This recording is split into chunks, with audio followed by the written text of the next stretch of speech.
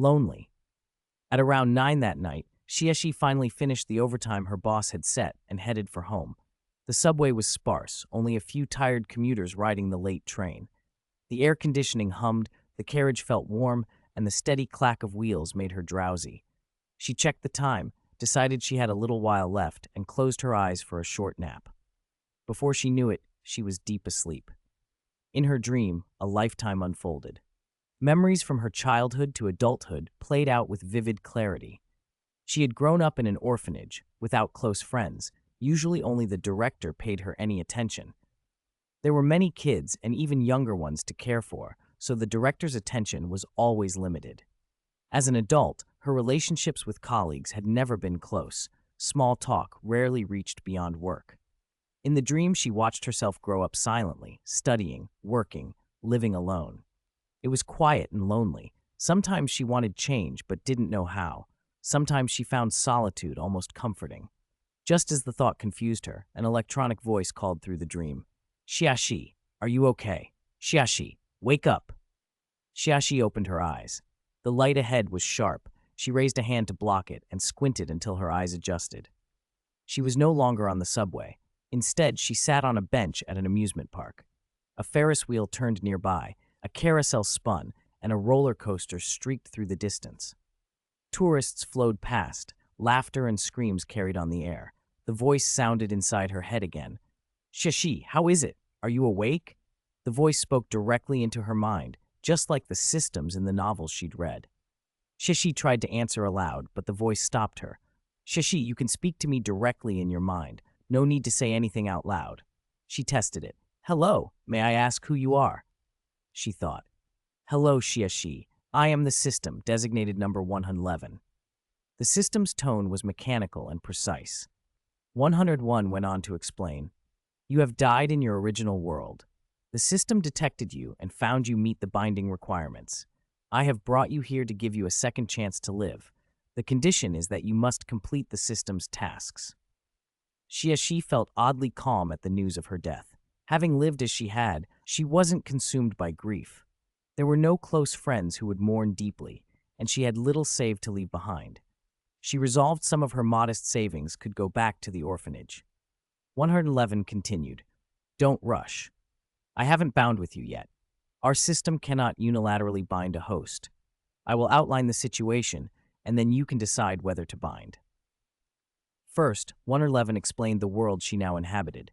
This is the world of Detective Conan. You should have some familiarity with it. Yes, Xiaxi thought. It had been one of the few anime she watched as a child, though she hadn't kept up with every episode. That's sufficient. This world is currently troubled and requires a host to maintain stability. What trouble? Xiaxi asked in her mind. 111 answered, this world centers on the conflict between Conan's red side and the black organization. The power balance between them must remain within certain limits, especially before the finale. Right now, the black organization's strength has fallen far behind the red side. If this continues, plot logic will develop gaps, and the world's stability will be affected. Balancing the power gap between red and black will be your task after binding with the system. 111 paused, then asked if she needed more information. Am I the only one doing this? Xiaxi wondered. How could she complete such a task alone? 111, won't your system provide help? She thought. Of course, 111 reassured her. Once you bind, you will be assigned an exclusive system tailored to assist you. It will have various functions, what you call golden fingers, and will ensure your safety. So it's not you who binds to me? Xiaxi clarified. No, you will have an exclusive system. 111 asked if she had decided. Xiaxi thought about it. Any extra time beyond death was a bonus, and having a purpose felt better than nothing. Let's bind, she resolved. Xiaxi confirmed system binding, now drawing exclusive system. Drawing complete, Xiaxi's exclusive system is the Genshin Impact cosplay system, system binding in progress. Binding 1%, 2%, 5%, 100% binding complete. From now on, your exclusive system will be in charge. I wish you success in completing your tasks. 111's voice faded. Xiaxi sent her mind out a few times, but there was no reply. 111 had truly left. Then another voice chimed, familiar and bright. Hello there, traveler. Are you Paimon? She thought, surprised but secretly pleased. She'd been playing Genshin Impact recently. Its single-player nature made it a comfortable escape from social pressures. The game had become a quiet joy in her life, a place where the world of Teyvat and its companions felt real. Hearing a voice so identifiably Paimon made the strange situation feel somehow friendlier. "It's me, Traveler. Did you miss Paimon?" "Yeah, Paimon. I missed you a lot." Xiaxi felt a little giddy. In a strange world, having something familiar beside her was a comfort. "Paimon is happy to see Traveler too." Paimon's voice was light and cheerful. "Now let Paimon introduce the system to Traveler." Traveler can call out menu in your mind to open the system menu. It's like a game menu. Xiaxi tested it. She whispered menu inwardly, and a light blue, translucent screen floated up before her eyes. Her avatar sat in the top left corner. She selected it with her consciousness and pulled up her personal information. Her name had been changed to Natsume Natsuki, her age listed as 20, several years younger than in her previous life, and her appearance matched Lumen's. Seeing it felt strange at first. Below the personal info were sections: inventory, characters, quests, shop. One label in particular caught her eye: Gacha. "Paimon, what's this gacha about?" she asked. Paimon explained, "As Traveler can see, quests give rewards like Mora and Primogems. Quests are issued irregularly. The Mora and Primogems can be used in the shop to buy weapons, food, and upgrade materials. Primogems can also be used in the gacha system to pull for characters. The mechanics are similar to what Traveler's familiar with." "Are there penalties for failing quests?" She asked. She'd never done quests before and worried she might mess up. "Don't worry, there's no penalty for failure. Protagonist-related quests give the biggest rewards. Failing them won't punish Traveler, but it will affect the balance of red and black, so Traveler should still try to complete them." Paimon reassured her. He was her companion. How could he punish her for failing? "And don't worry about Paimon. Paimon can't physically appear by Traveler's side yet, but Paimon will definitely help and will always be with Traveler. Always." Xiaxi felt unexpectedly moved. She'd been alone for so long. Hearing someone promise to stick with her warmed her more than she expected. Even if it might not be literal, she'd remember the feeling. "Paimon." The voice in her head suddenly grew louder. Xiaxi pictured him stamping his little feet in mock indignation. Everything had happened so fast she had felt unreal, and now, as things settled, she wanted to learn how everything worked. "By the way, Paimon, about the characters you pull, do I have to control them, or can they act on their own?" Paimon immediately focused. Traveler must control them personally. Traveler needs to split part of your consciousness into the character. Your sense of self will be influenced by the character's innate memories, so you'll act more like that character. No one will be able to tell it's the same person. Also, characters can be temporarily stored in system space, but once a character appears in the outside world, they'll enter sleep mode if Traveler doesn't control them. Traveler should be careful. Consciousness control? Xiaxi felt intimidated. It sounded difficult. She was an ordinary person in her last life. Is it hard? Don't worry. It sounds complicated, but is simple to operate. There's a newcomer reward. Traveler can open it. Usually it gives 10 pulls, so you can try pulling a character first. A small red dot on the information bar signaled an unread message. Xiaxi opened it with her mind. It was indeed the newcomer reward. She tapped it open and felt a little disappointed at first. 10 pulls, some experience books, and mystic enhancement ore for upgrading characters and weapons, and 3,000 mora. She had hoped for more pulls, but it was still a start, better than nothing. Before she used her 10 pulls, she paused. Superstitious or not, she wanted a little ritual to avoid bad luck. "Paimon, where's the nearest restroom?" "Restroom, go down this way." Paimon seemed puzzled. "Traveler, do you need to go now?" "No, I just want to wash my hands." Xiaxi explained that she wanted to avoid having black hands for her first pull. "But Traveler's hands aren't dirty," Paimon said, baffled. She hadn't touched anything since arriving. Still, Xiaxi insisted. She went to the restroom, washed her hands, and carefully dried them, looking down so she wouldn't miss a moment of the ritual. As she stepped out, she inadvertently bumped into a small girl. "Ah!" Xiaxi stopped and looked down. A 7- or 8-year-old girl in a red top stared up at her, eyes wide. "Are you okay? Did it hurt?" Shiashi crouched to check. It had been a light collision. Big sister, I'm okay. I wasn't looking either, so it's my fault. The girl blushed slightly as she studied the golden-haired woman before her. Ayumi. A pair of voices called from outside the restroom. Ayumi, so this was Ayumi Yoshida. Shiashi felt a little thrill at the coincidence. Meeting a member of the protagonist's circle so quickly seemed like fate. The girl spoke quickly to reassure her friends. Genta, Mitsuhiko, I'm fine, she called out. Big sister, really, I'm okay. If you have things to do, go ahead. I need the restroom too. Goodbye, sister. She waved and hurried inside. Shiashi relaxed and glanced toward the doorway, where two boys stood. One was stout and round-headed, constantly mumbling about food. The other was thin and more composed. In an instant, she recognized the pair from the images she'd seen. Genta Kojima and Mitsuhiko Tsuburaya, the rest of the detective boys. Shiashi didn't linger. She had 10 pulls waiting and a new ability to try. Returning to her seat, she prepared to test this consciousness control Paimon had described. 3. Card draw. Just as Shiashi had everything ready and was about to start her first 10 pull, the 3 kids she'd just met were still talking about her. Mitsuhiko, Genta, I ran into a really pretty big sister in the restroom. Ayumi gushed, unable to hide her excitement. Was she the one with golden hair who looked really gentle? Genta asked. Yes. Did you guys see her too? Genta and Mitsuhiko nodded together. Her hair was like sunshine, and her eyes were golden. Ayumi said, still blushing at the memory of being watched by the pretty stranger. Genta agreed with a dreamy sigh. Yeah, felt just like curry. Mitsuhiko, you only think about food, Genta protested when Mitsuhiko rolled his eyes. I wonder if we'll see her again? Mitsuhiko wondered aloud. Ayumi pouted. I didn't even get her name. Whatever, Genta shrugged. We're done at the restroom. Where do we go play next? Let's go on the roller coaster over there. It looks packed. Must be fun, Mitsuhiko suggested. The 3 of them set off toward the ride. At the same time, Shiashi settled in a quiet corner and used her consciousness to press the gotcha button, her first 10 pull in this world. She muttered a private prayer as she tapped. I want the Lord of Geo. I want Zhongli. I want the Geo Archon.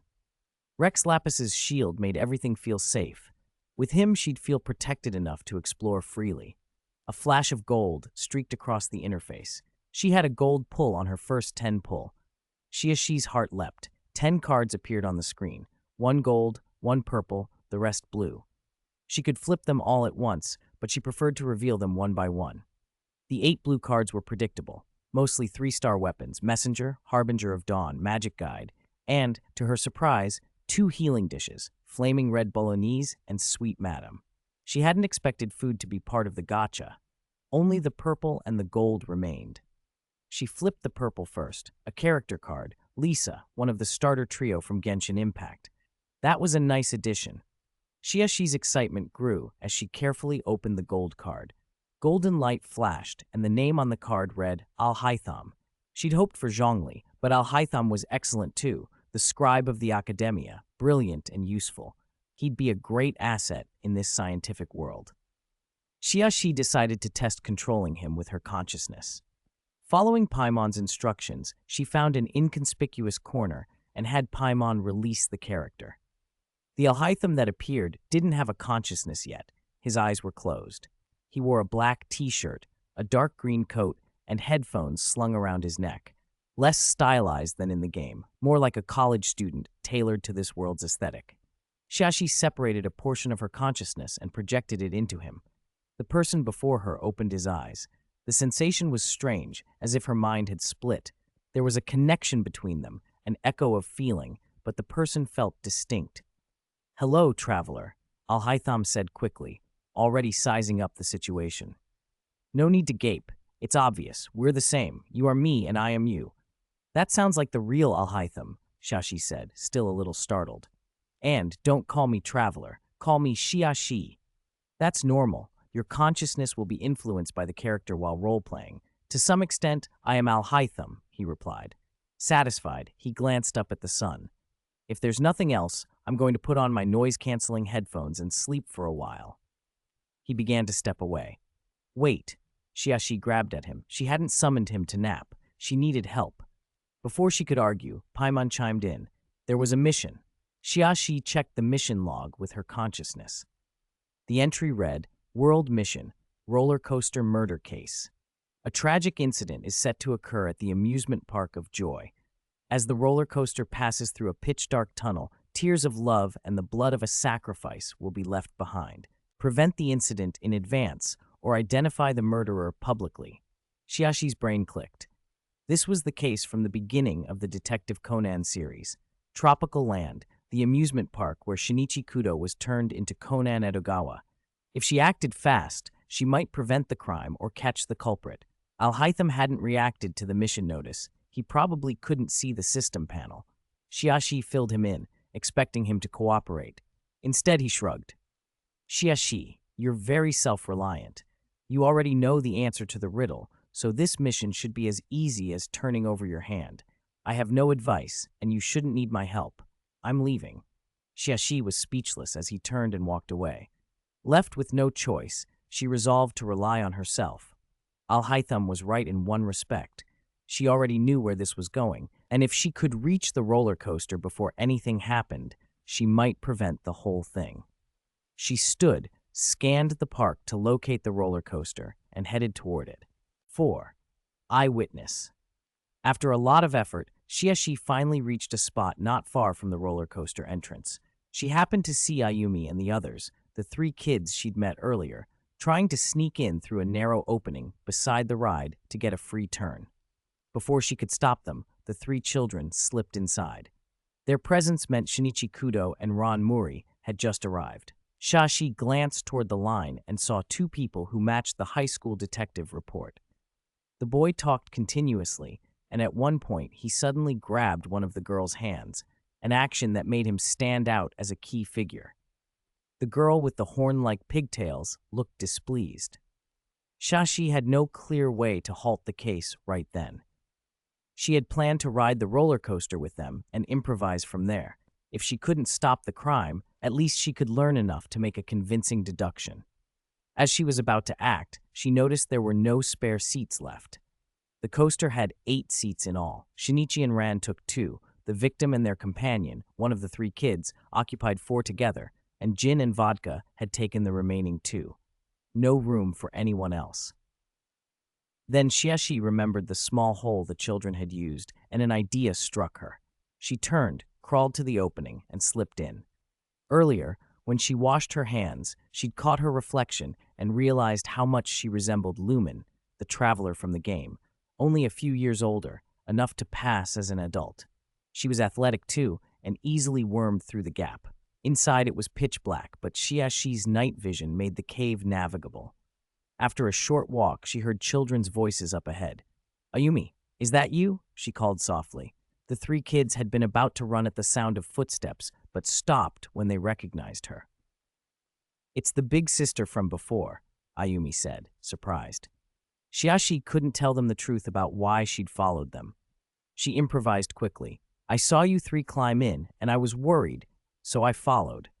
She meant to stall, teach them a little, and keep them there until the roller coaster passed.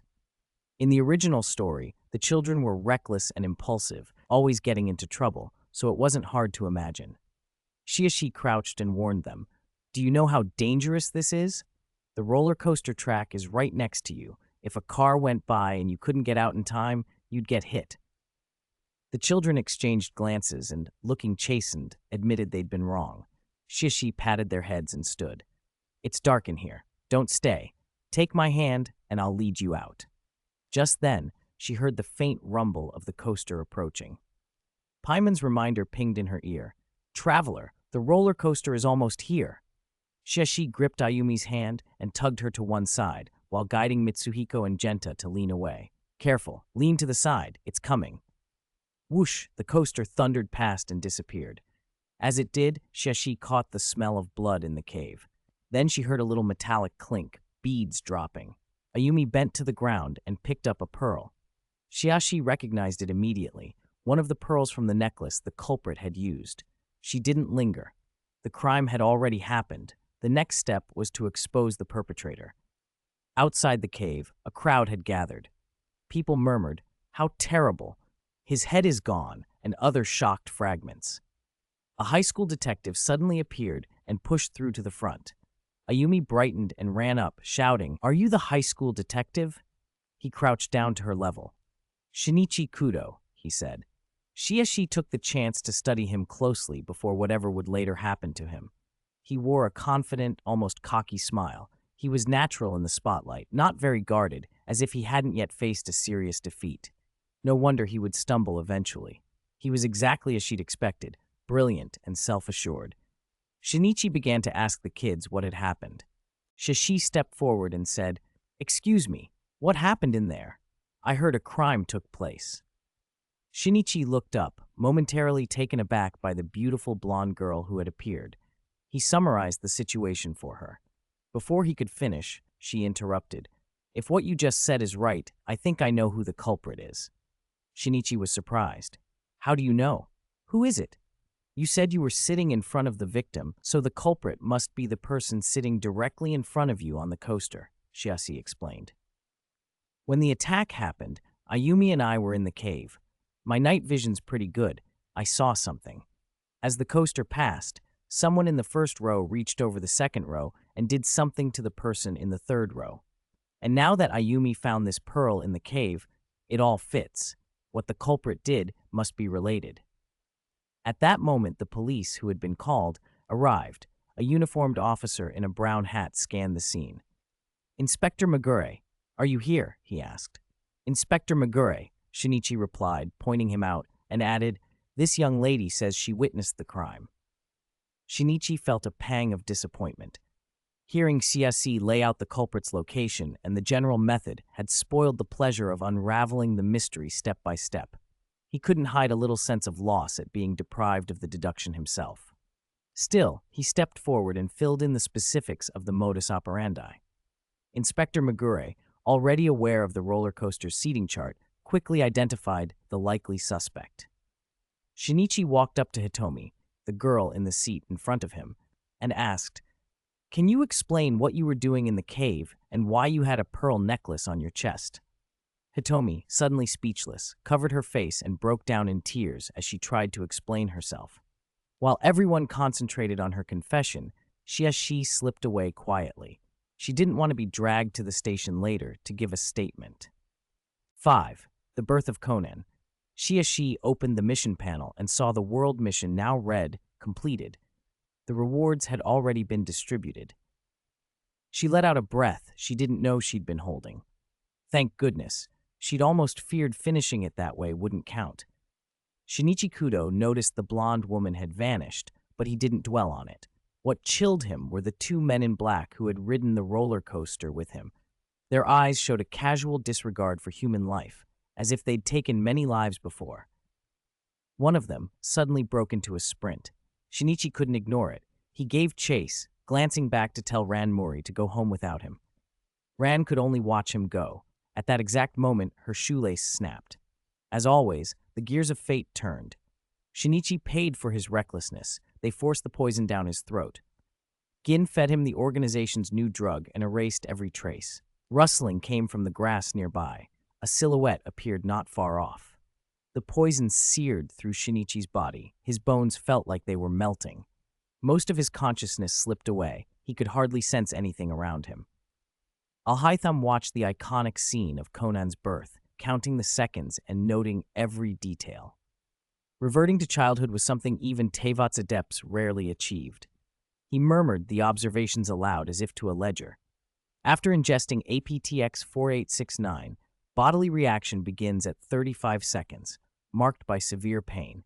Pain lasts 1 minute and 28 seconds. Transformation starts. Body shrinks. Physiology regresses roughly 10 years. Change lasts about 15 seconds. No notable reaction after completion. Then Alhaitham produced an unused syringe he'd taken from the amusement park infirmary, knelt, slid the needle into an inconspicuous spot on Shinichi's inner arm, and drew a full tube of blood. He sealed the sample and walked away, leaving Shinichi lying there. He'd already heard voices nearby. Someone would find the boy soon. No need for extra interference. She had no idea what Alhaitham had done to the protagonist. She was busy checking the mission rewards. Besides a sum of Mora and some EXP booklets, the payout had given her a personal ID and the deed to a house. Perfect. She'd worried about where to sleep once night fell. Now she had papers and a roof. Time to message Al-Haytham to head home. She'd noticed the system's info function could send messages to specific people. Only 2 contacts appeared. Lisa's icon was gray, probably not yet summoned, while Al-Haytham's glowed. She tentatively sent, "Meet at the amusement park gate." Moments later came the reply, "Got it." So two-way communication worked. After a short wait, Al-Haytham appeared. He had no intention of recounting what he'd just done. It was his own affair and wouldn't affect her. Telling her now would only add pointless worry. She looked at the address on the deed. 1039 Block 5 Baca Town, and realized it was near the Mori Detective Agency. The agency sat at 139 Block 5. The system's gift was only a few doors away. When they arrived, sure enough, the building stood diagonally across from the Mori Detective Agency. From the street, she could just make out the agency's big letters on the window. It was a detached 3-story house, set a little apart from its neighbors. The ground floor fronted the street, perfect for a small shop. With no plan yet, she left it empty. The second floor had 2 bedrooms, a master and a guest, small but enough for 2 people for the night. The third floor was a tiny attic with a window that looked straight down the street toward the Mori Detective Agency. From there, she could vaguely tell how many people were inside, though she refused to buy a telescope. That would feel creepy, and Conan was sharp. If he spotted a lens flash and guessed someone was spying, she'd have no excuse. After the quick tour, she headed to the second floor to rest. She'd meant to take the smaller guest room. A tall man like Al-Haytham would find it cramped. But when she arrived, he was already settling into the guest room. "It's your house. The owner doesn't sleep in the guest room," he said. "Besides, I only need space to rest and read." She didn't argue. She could tell he meant it. Lying in bed, Shiasi finally had time to grill Paimon about the system's details. Between card drawing, role-playing, and missions, she'd never gotten a proper explanation. One question nagged her. Where would future summons live? 2 people fit. With Lisa, she could still squeeze, share the master bed if needed. Any more, and they'd be on the floor, which she couldn't bear. Paimon looked puzzled. "Traveler, didn't you know? Summoned characters already have their own residences. Only you, as an outsider, lacked ID and housing, hence the mission rewards." Shiashi was stunned. She'd assumed every summon started as an undocumented resident like herself. Turns out she was the only illegal one. Paimon scratched his head, embarrassed. "Sorry, I forgot to mention. When a character card manifests in the real world, the world consciousness adds an appropriate identity. After all, we're helping it out. It chips in, huh?" The fabricated background mirrors the character's own history to avoid suspicion, and people around them gain vague memories. "I know this person, but nothing specific." 6. Tevat. "Oh, so that's how it works." Only after Paimon's explanation did Shiashi finally understand how the system dropped characters into the world. When a character appeared, they were automatically given a fully legal identity that could withstand any scrutiny. One thing still nagged at her. "Paimon, can these characters still use their combat talents and elemental bursts?" She'd already noticed that, although the outfits had been toned down from the game, the visions hadn't been removed. Al-Haytham sat on his coat exactly as in-game. She didn't know whether visions could function in Conan's scientifically grounded world. She'd heard rumors that Conan could even kick satellites before she transmigrated, but those were fundamentally physical cases that usually ruled out supernatural powers. Paimon answered, "Traveler, normally these characters would be bound by the laws of this world, so abilities beyond local understanding couldn't be used. But remember, this world has witches." "Witches?" Shiashi frowned. Conan's cases often involved monsters or witches in rumor, but the culprits always turned out to be human. Then she realized, Kaito Kid. The Conan universe overlapped with other series. Magic Kaito was set in the same world, and that show had Koizumi Akako, who was basically a witch. "You mean because supernatural elements exist here, the characters' talents can work?" Paimon nodded. "And the effects are almost the same as on the continent of Tevat. The vision will activate and everything." Paimon lowered his voice conspiratorially. "But Traveler, keep it low-key when you use talents. If you get noticed, Mad scientists might drag you to a lab for dissection. Eek, scary. His voice trembled theatrically. Shiashi smiled and reassured him. Don't worry, Paimon. We'll be careful. If anyone sees, we can pass it off as stage magic. Kaido Kid's tricks already look a lot like real sorcery. Paimon brightened. Any other questions, traveler? Not right now. Though, should I start an organization? An organization? Why would you want that? Look, I'm going to pull in more characters. Many people, different names but linked by similar accessories, detectives will notice. They'll assume it's one big syndicate. Better to create it first than let them spin wild theories. She thought of her main mission to balance the black and red factions. Besides, I'll need a faction to complete the task. Paimon considered and approved. You make a good point. Since it's an organization, it needs a name. Shiashi wanted something decent, not pretentious, but not bland like Black Organization, which sounded more like a clothing brand. Paimon immediately suggested, Fungus Gang? Rolls right off the tongue. Shiashi face-palmed. Too childish. How about the Dark Knight Hero, he tried. Too chuny, and nicknaming ourselves after Diluc feels wrong. After several rejections, Paimon grew exasperated. Naming is hard. Let's just call it Teyvat. Shiashi's eyes lit up. Teyvat it is. She explained her concept. We'll model it like an organization with intel divisions and action teams. Each nation corresponds to a department. Mondstadt for diplomacy, Liyue for finance, Inazuma for intelligence, Sumeru for R&D, Fontaine for enforcement, Snezhnaya's Fatui for military capability. Departments marked by vision styles, with the 7 archons as management. That should cover everything.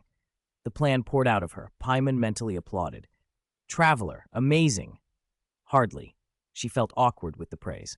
Anyway, it's settled. I'll tell Alhaitham tomorrow. For now, sleep. Good night, traveler, Paimon murmured as she closed her eyes.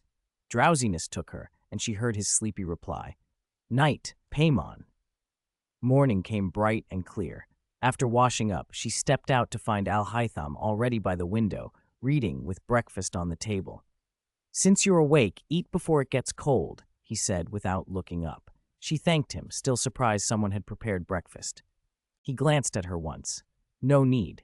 Bread and milk were in the kitchen. I only assembled them. I have to eat too. Simple. Then he turned another page. After she finished and cleared the dishes, she laid out the plan from the night before. He closed the book and considered it. Interesting idea. Quite feasible. Proceed. I have no objections. He added casually, I'm here for an academic exchange with a research institute. I'm staying at Hotel Heido, free for 3 days, then the conference begins. Which institute? She asked. White Dove Pharmaceuticals. 7. Beige Pharmaceutical. Which institute are you exchanging with? She asked Alhaitham curiously. White Dove Pharmaceuticals. Hey, I remember that place is connected to the Black Organization. Are you walking into danger? Shiashi's tone betrayed worry, though she trusted him. He was rational and never acted without a plan. It's fine, just a routine academic exchange. Soothed by his calm, Shiashi fell silent. Part of her consciousness lived in him, yet in many ways he was his own person, aware of his limits and capable of protecting himself. She still added, if you need help, say so. Alhaitham nodded. When their conversation ended, Shiashi prepared to release Lisa as well. Lisa wore a violet mini-dress. Her chestnut hair was swept over one shoulder, and an electro-vision hung from her throat like a pendant. Shiashi slipped a wisp of consciousness into her. Moments later, green eyes opened. Lisa sorted the new memories and smiled. Little cutie, long time no see. Well, I saw you in the mirror earlier, but this angle is a first. Amusing, It was the first time Shiashi had been teased by a beautiful older woman, even if it was herself, and she felt her cheeks grow warm. Lisa noticed and leaned closer.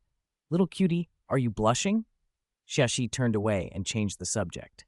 Ahem, Lisa, what identity did you get? Seeing her embarrassment, Lisa obliged. Let me think. Big sister just landed a job as the new librarian at Baika Library, starting next week. Shiashi realized another identity tied into Conan's story. Future personas would probably weave into the plot as well. Sooner or later, each might stand before Conan himself. Alhaitham and Lisa had their own lodgings, so Shiashi didn't detain them. If anything came up, they could reach her through the system. Just then, Paimon announced the daily commissions, and Shiashi headed out to earn some primogems. After 2 hectic days, she had saved enough for roughly 3 pulls, still far from the coveted 10. The daily commissions and occasional side quests felt much like Tevat's chores. Find a cat, deliver a parcel, stand in as a temp. The rewards were meager. Nothing matched the primogems from a world mission. She could only hope more world missions would appear so she could reach 10 pulls soon. With only 3 members, their organization felt painfully understaffed. While she ground through commissions, Alhaitham arrived for his formal exchange at White Dove Pharmaceuticals. He reached the institute punctually. The person in charge was already waiting at the entrance. The person in charge hurried over, and after brief pleasantries, sensing Alhaitham's lack of interest in small talk, cut to the chase and introduced him to the research staff. Alhaitham spoke little during the session, but each concise remark offered the scientists real insight. The more they listened, the more they admired his erudition. Eventually, they invited him to view certain half-finished projects, those safe for outsiders, hoping for improvements. During the tour, Alhaitham felt a faint scrutiny and casually noted a discreet surveillance camera tucked into a corner, betraying nothing on his face. The feed was transmitted to the monitor room, where Gin and Vodka of the Black Organization sat watching. Since the institute fell under their control, every visitor was observed to prevent prying eyes or pilfered data. The facility was Jin's responsibility. What had been a dull routine watch suddenly became interesting. Interesting, Jin murmured. Vodka caught the shift in his senior's mood. Boss, is the outsider up to something? Want me to handle him? Jin's glance froze Vodka halfway out of his seat. No, he simply noticed the cameras. Huh? Those things are well hidden. How did he spot them? Vodka never doubted Jin. If Jin said the man had seen them, then he had. He only wondered how a mere researcher could do it. Jin's lips curled. Send a few foot soldiers to test him. Got it, boss. Jin's eyes stayed fixed on the calm face on the screen, a faint grin widening. If this visitor turned out to be a rat from another organization, watching that composed mass crack and run red, that would be exhilarating. During a short break, Alhaitham went to the restroom. On his way back, he studied the corridors. A girl appeared ahead, short brown hair, white lab coat, a cup in hand, obviously heading to wash it. Matching her to the anime, Alhaitham deduced this was Shiho Miyano, still within the organization. Shiho eyed the unfamiliar man warily. Who are you? You're not staff.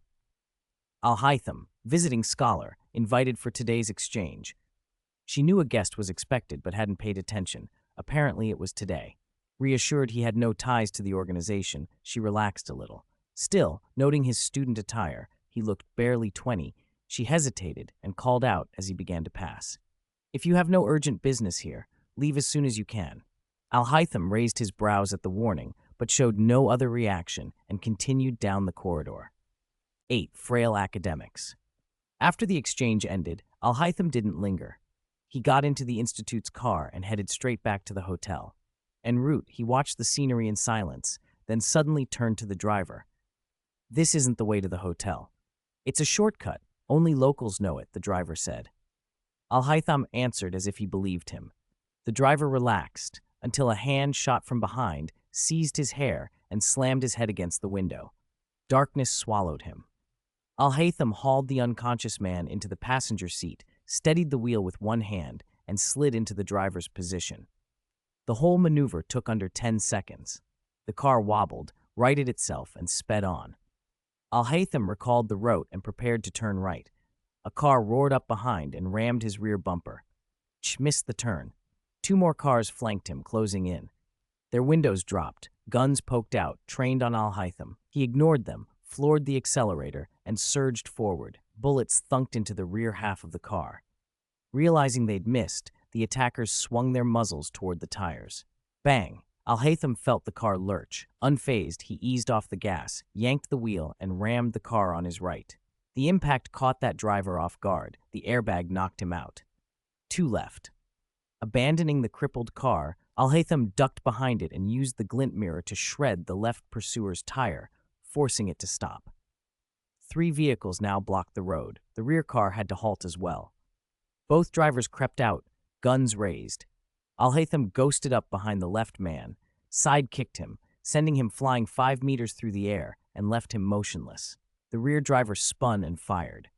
Al-Haytham weaved through the rounds, closed the distance, grabbed the man's hair, and slammed his head onto the asphalt, out cold. He surveyed the scene, ignored the bodies, shifted the parked cars to open a single gap, climbed into the least damaged vehicle, and drove off. Minutes later, a Porsche 356A arrived. Jin stepped out, surveyed the debris, and sneered. Trash. He examined the bullet patterns. An unarmed target, an armed ambush, 0 hits. Calling them trash was generous. Without a flicker of pity, he raised his Beretta and dispatched the groaning survivors with clean headshots. Boss? Vodka called. Clean this up, Jin ordered. Yes, sir. As Jin turned, something at the corner of his eye snagged his attention. A car tire. He crouched. The rubber had been sliced while spinning. No blade lay nearby. The cut's angle showed a knife had struck it mid-motion. Vodka peered over. What's with the tire, boss? Jin's interest sharpened. It was cut while rolling. In other words, the man hurled a knife hard enough to nail a moving target. Impressive eyes, impressive arm. He smiled a little. Still too soft. Didn't finish a single witness. Al-Haytham, meanwhile, had driven to the city outskirts, abandoned the car beyond camera range, walked a stretch, hailed a cab, and returned to the hotel. The next evening, he finished dinner and went back to his room. The instant he opened the door, he sensed an intruder. From its hiding place, he drew his blade, leaf-cutting radiance, advanced slowly, rounded the corner, and found Vodka aiming at him. Al-Haytham slashed horizontally. Vodka froze. Gin yanked him backward by the collar and fired 2 suppressed rounds to force Al-Haytham back. Al-Haytham retreated, hurled his sword. As Gin dodged, Al-Haytham darted behind him, reclaimed the spinning blade, and swung. Gin spun, leveled his gun at Al-Haytham's head. The sword halted a breath from his throat. Neither man's expression shifted beneath the shadow of death. Care to test whether my bullet or your blade is faster? Jin asked. Al-Haytham pressed steel to Gin's neck. Feel free. I'm curious. Why target me? I'm just a frail scholar. Even if I noticed the surveillance, what could I do? Frail scholar, Jin scoffed, glancing at the weapon. That's a funny definition of frail. Merely necessary self-defense. 9. Join the brewery. The standoff dragged on until Al-Haytham suddenly lowered his book, shut it, and set it on the coffee table. He ignored the gun still aimed at him, turned, and walked back to the sofa. Jin, seeing his reaction, lowered his own pistol as well. Al-Haytham sat down and said, All right, since you're not planning to kill me, what do you want? And what makes you think we don't plan to kill you? Jin replied. Al-Haytham opened the book again and continued scanning the page as if nothing was at stake. If you wanted me dead, the thing behind that door would have been a bomb. I'm sure you can get explosives if you wanted to. Jin gave a cold laugh. Let's hope your next choice is just as smart. Then stop wasting time and state your business. Vodka, since his big brother remained silent, took over smoothly. Ahem, we're here to invite you to join our organization. Of course, you can refuse, though the consequences. He let out a deliberately menacing chuckle. Al-Haytham ignored the implied threat. He had expected this. He had even nudged events toward this outcome. The black organization may look incompetent on the surface, Jin the only one who ever seems to do anything while the rest either bumble or double-cross, but a transnational underground group that survives despite moles in multiple countries must have real capabilities. Conan has run into them repeatedly and not been unmasked or killed because he's the protagonist. The traveler might not be so lucky. The mission required balancing the red and black forces, so contact with the organization was inevitable. Learning about them in advance, perhaps even joining, was necessary to stay informed and prepared. Still, he hadn't expected Jin to move this fast. 3 days from first contact to a home visit seemed rushed. He had thought they'd observe him longer. When Vodka finished his pitch, Al-Haytham answered simply, Fine. Huh? Vodka's surprise showed. Recruits usually hesitated, refused, or threatened to call the police. It was the usual dance. You're not going to accept now and then turn us in later, are you? Don't be stupid, Al-Haytham said. I was never given a real choice. I'm just saving everyone time by skipping the usual performance. He raised a hand and pointed toward the door. Since we're done, and I've agreed, unless there's anything else, you may leave. Vodka bristled at the casual dismissal of his brother, about to protest, but Jin showed no anger. He studied Al-Haytham for a moment, then turned and started for the door. "Don't leave the house tomorrow," he said over his shoulder. "Someone will pick you up at 8 and drive you to the organization's base." Vodka swallowed his protests and hurried after him. In the Porsche 356A, as Vodka drove, he asked, "Big brother, do you think his quick acceptance is a setup? And how the hell is he that good at fighting?" Jin lit a cigarette, took a drag, and exhaled toward the window. "Should be fine. The organization already checked him out. Al-Haytham, honors graduate from a university in country Y, then joined a private research institute. We contacted the institute under the name White Dove Pharmaceuticals. He's here in Japan as an exchange researcher. As for his fighting, Country Y has plenty of private militias and foreign mercenaries. There are a lot of clashes, especially along the rainforest border. Records show he spent time there. If he couldn't handle himself, he wouldn't have come back in one piece. Of course, if he really is a rat, it will be fun to play with him."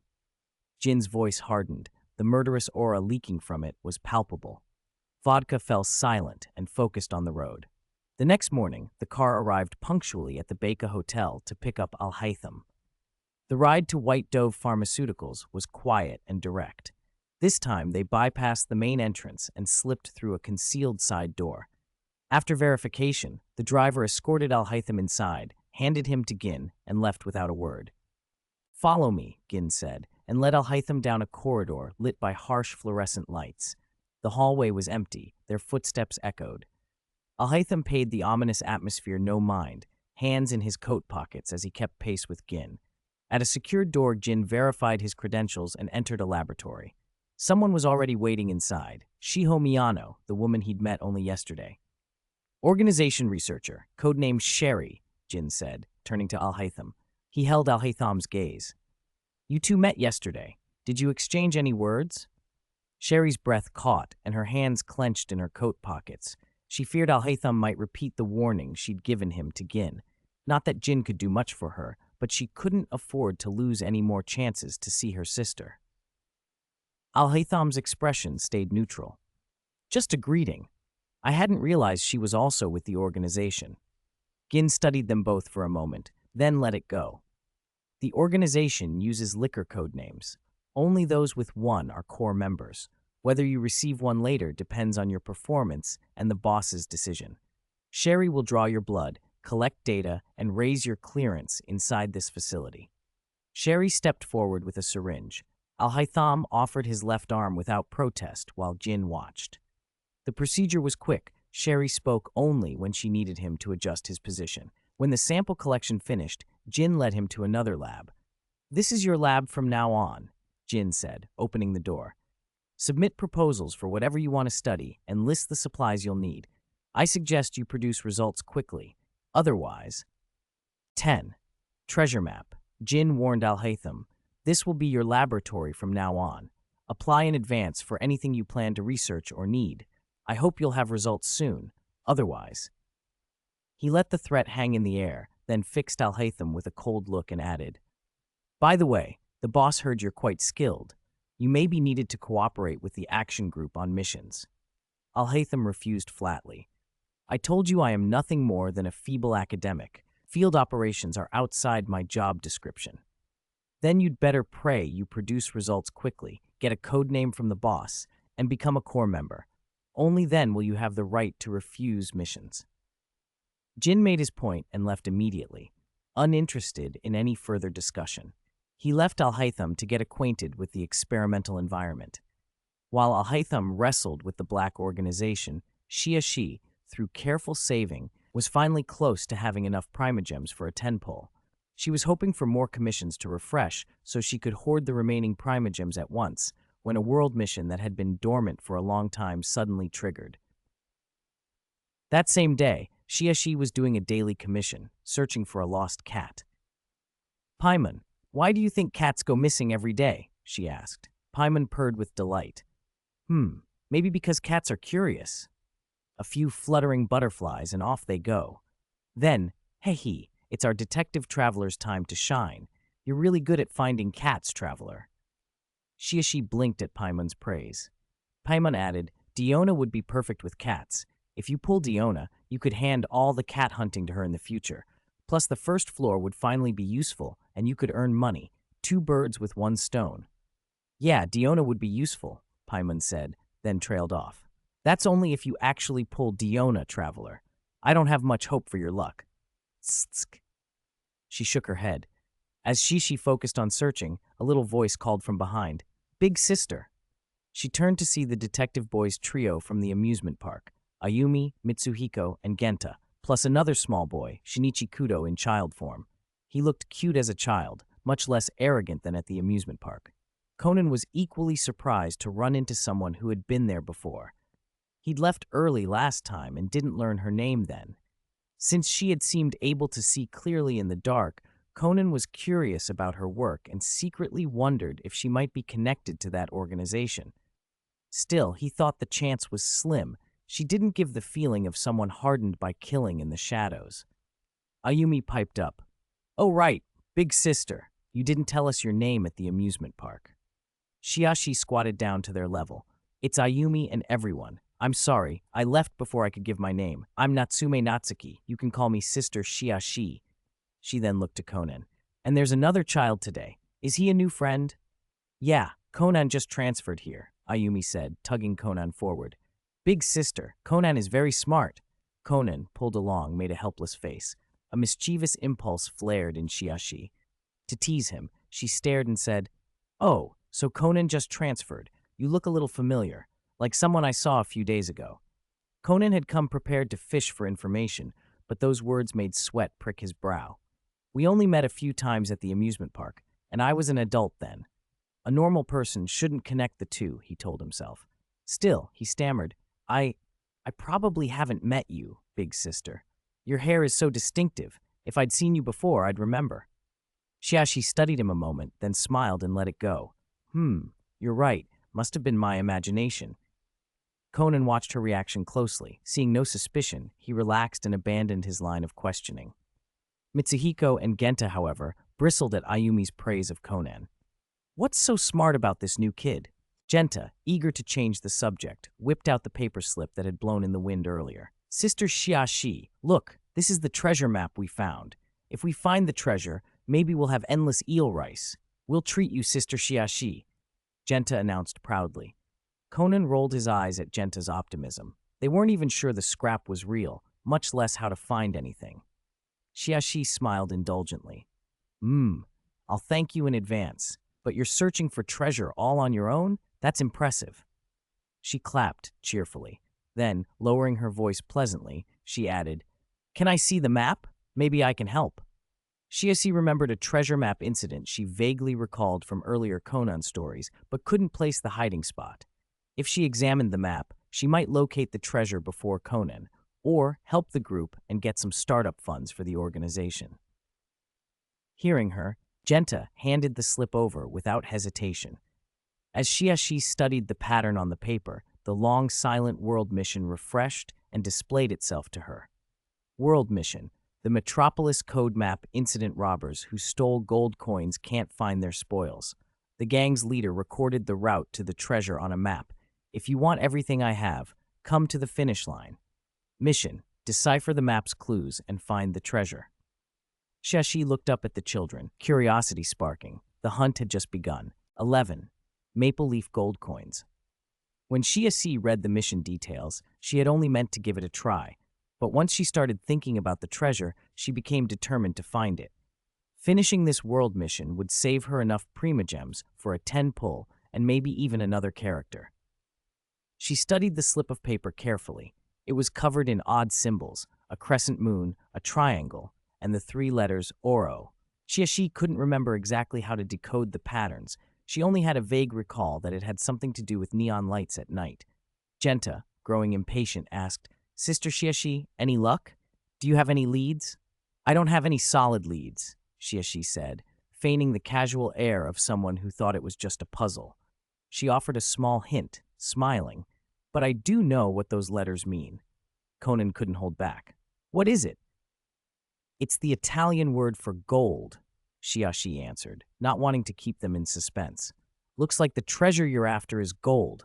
I'll be waiting for Genta to find it and treat me to a meal. She played the role of the skeptical adult who still encouraged the kids. Conan could have looked it up in the library later, so telling them now didn't change much. Gold? Ayumi, Genta, and Mitsuhiko all gasped, and even Conan seemed surprised. He took the map and studied the marks, wondering, really wondering, if this scrap of paper could actually be a treasure map. Could a random coded note found on the street point to real treasure? Shiashi, seeing them getting absorbed, prepared to leave. Have fun. Good luck finding the treasure. I still have to go find a cat, so I'm off. Conan, hearing her, thought, what the? So she doesn't really believe it either. She just thinks we're playing. The kids said their goodbyes. Okay, bye, Sister Shiashi. Goodbye. Shiashi turned and walked away. Once they were out of sight, Paimon asked, Traveler, do you know how to solve the code on the treasure map? I don't know, Shiashi told her, with mock righteousness. She really wasn't good at puzzles. When she played Genshin Impact, she usually relied on guides to clear Inazuma's riddles. With a long-running series like Detective Conan, she couldn't be expected to remember the techniques from an early episode. Remembering the neon lights clue was already doing well, but she wasn't worried. Someone else would figure it out. If they couldn't, someone else would. She trusted that. Shiashi messaged Lisa to ask for help finding the cat. Lisa teased her in return. As usual, Lisa clearly enjoyed baiting her, and Shiashi mentally noted to cut back on interactions in the future. Then Shiashi found a scrap of paper and copied the code. Her memory, helped no doubt by her traveler body, was sharper than before. A single glance and she could redraw the patterns. She had Paimon use the system to take a photo and sent it with a short explanation to Al-Haytham. Al-Haytham was busy when the message came in. Even so, the moment he saw it, he paused, drawing on the memories that were part of Shiashi's consciousness. She had shared them with him. They were incomplete, but they were enough for him to deduce the likely location. He sent back the solution within minutes and then returned to his experiment so smoothly an outsider would never have noticed the distraction. Shiashi got his reply in under 10 minutes. The sun hadn't set yet, so she had time. Since Al-Haytham had already worked out the general location, she didn't need to follow the map steps like Conan and the others might. She could go straight to the end. First, she had to find a building with a sign that read Onizakura. Once inside, she was to look out a particular window and find a wave-shaped pattern that, combined with its reflection on the water, formed a fish. The distance from that point to a street lamp by the water marked the fish's eye. An oro would be hanging from the ceiling directly above where those lines intersected. Shiashi found the building and the window. Peering out, she made out the wave and its mirrored shape on the water. Together, they looked unmistakably like a fish. A street lamp sat in just the right spot for the fish's eye. She looked up and saw several sacks suspended from the ceiling, filled with gold coins. One coin had even fallen to the floor. Using the nearby walls to push off, Shiashi jumped up onto a crossbeam for a better view. From there, she could see the bags full of glinting coins. Paimon squealed in delight. Wow, traveler, you really found the gold coins. With so many, think of all the delicious food we could buy. Shiashi scolded her silently. Paimon only ever thought about food, and she couldn't even eat it now. These coins were the startup capital for their organization. Can I use the system to put the gold directly into my inventory? Shiashi asked aloud. Items pulled from the system could be stored there. Maybe items from the world could be too. I'm not sure, but we can try, Paimon said. She wasn't certain, but it was worth a shot. Shiashi concentrated, and the coins in the sacks vanished. She opened the system inventory. Sure enough, one slot now read Maple Leaf Gold coins, 15,000. Paimon, you were right, Paimon cheered. You can put things in the inventory. Yeah, Shiashi let herself smile. The Maple Leaf Gold coins, worth 600 million yen, were now hers. The world mission registered as completed, and she had enough Primogems saved for her next 10 pull. She didn't rush off immediately. Shiashi tidied the scene, putting other items back into the original sacks and erasing her traces before leaving. Next, she would meet Lisa, return the cat to its owner, and finish her daily commission. After that, she could go home, wash up, and get ready for the summon. Chapter 12. The Vanished Gold Coins. After Natsuki left, the building sank back into silence. It felt as if nobody had been there for years. The sky darkened, and the moon rose. A little later, 4 children appeared at the spot. As in the original story, Conan's wits unraveled the code on the treasure map and led them straight to the loot. Standing beneath the marked spot, Conan spied the single maple leaf gold coin Natsuki had deliberately left behind. He looked up and saw several sacks dangling from the ceiling, presumably filled with coins. Genta and the others noticed the coin on the ground. "Treasure! We found it!" Genta cried and rushed forward, but a hand snatched the coin first, one of the Italian bandits who had been tailing the kids. The scene unfolded exactly as in the anime. The 4 children were tied up. Then, in their first joint operation, the detective boys worked together to cut the ropes holding the sacks, sending the bags crashing down onto the robbers. The kids cheered. "We did it!" Conan's cheer died in his throat when the sacks burst open. Stones spilled out, not gold. Someone had beaten them to the treasure and replaced the coins with rocks. Now wasn't the time to chase whoever had taken the coins. The thugs might wake at any moment, and the children were still no match. Their priority was to get the police. Conan and the others ran to the station, told their story, and Inspector Magure arrived quickly to arrest the 3 bandits. The detective boys had made their debut. Magure praised them for their help. But a thorough search of the building failed to find the stolen maple leaf coins. Who had taken them, and why had they replaced them with stones, remained unknown. To this day, the fate of the maple leaf coins was a mystery. The next morning on his way to school, Conan was still turning yesterday over in his head. He reviewed the map's code and his own solution. He was certain he'd cracked it. The coin on the floor and the sacks overhead confirmed it. Yet the gold had vanished. Who had taken it? And how had they known where to look? Conan replayed the scene. When he'd arrived with Ayumi and the others, nothing suggested recent visitors. Had the coins been taken long before they arrived? He couldn't help suspecting Natsume Natsuki, the woman he'd bumped into the day before. Apart from Genta's group and the robbers, only Natsume had seen the coded map. Still, it seemed unlikely. Solving the riddle required the neon lights at night. Conan himself had worked it out quickly, and he hadn't seen Natsume along the way. She couldn't have deciphered the code moments after a glance. Even so, Conan considered her a person of interest and decided to revisit the street where they'd met after school to see if he could find her and ask a few discreet questions. Once classes ended, Conan couldn't wait to head out.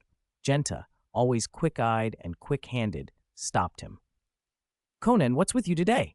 You've been out of it all day," he demanded. "Yeah, you didn't even hear us calling you," Mitsuhiko added. Ayumi looked worried. "Conan, is something bothering you?" "It's nothing," Conan said hastily. "I just need to check something." Genta leaned in. "You're not trying to ditch us and handle it alone, are you?" "Really, no," Conan said, flustered by their interrogation. Seeing they wouldn't let it go, he admitted he wanted to find Big Sis Shiashi from yesterday, though he kept his suspicions to himself. "Ah, Conan's being sneaky. We want to see Shiashi too," Genta protested. "Right, she left so fast yesterday we never found out where she lives," Ayumi said. The 3 exchanged knowing glances and shouted in unison, "Then the detective boys' second group activity begins now. Target, find Big Sis Shiashi." They charged off toward the street where Conan had met Natsuki. Conan had no choice but to follow. When they arrived and faced the crowd, the children hesitated. "Conan, with so many people, where do we begin?" Ayumi asked.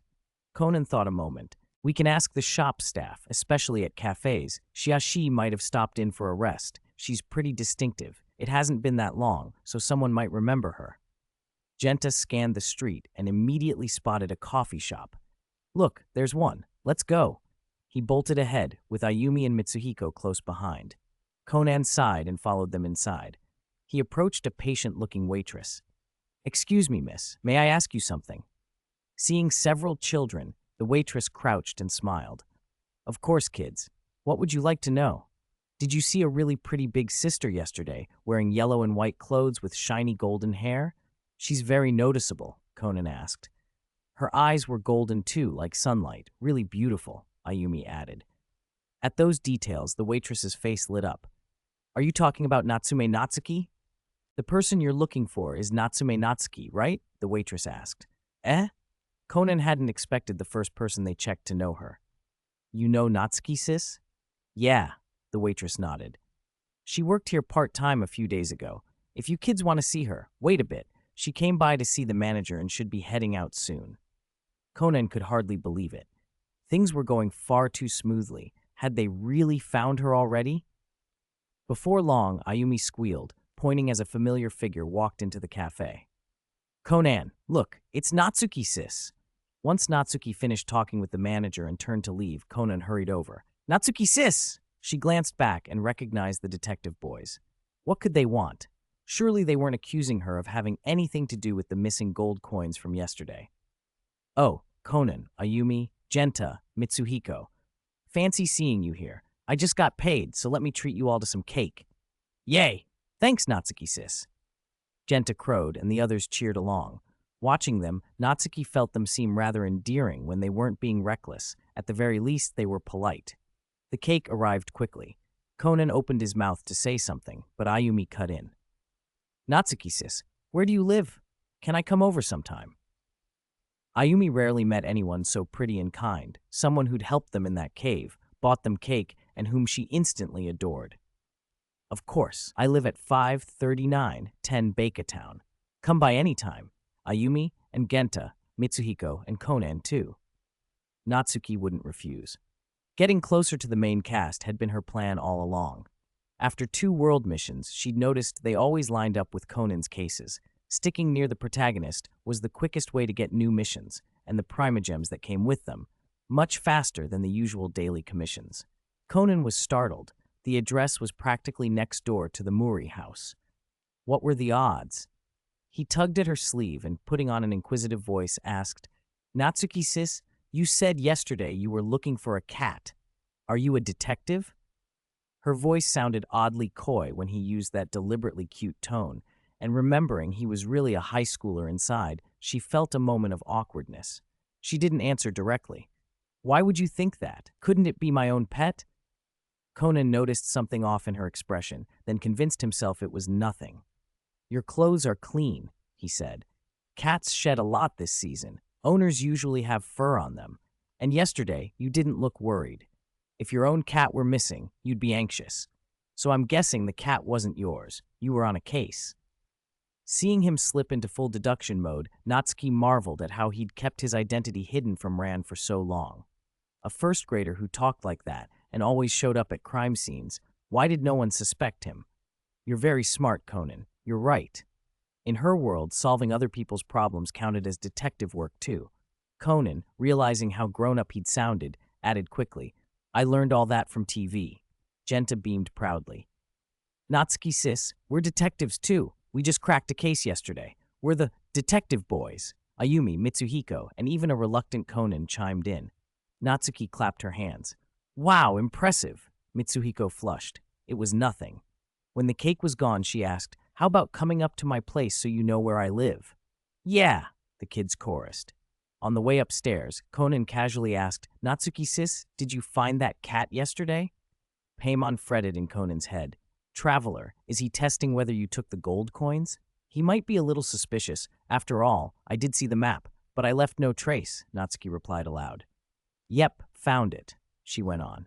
The kitten was great at hiding. We only caught it after dark. The owner lived nearby, so returning it wasn't too late. Conan let out a breath he hadn't realized he'd been holding. That was easy to verify. If true, she couldn't have snatched the coins. From that street to the apartment building, there hadn't been enough time.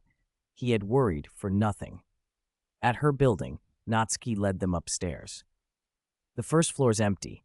I haven't decided what to do with it. Come on up. They climbed into her apartment.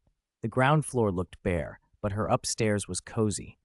She had the kids sit and brought out lotus-shaped pastry puffs she'd been experimenting with that morning.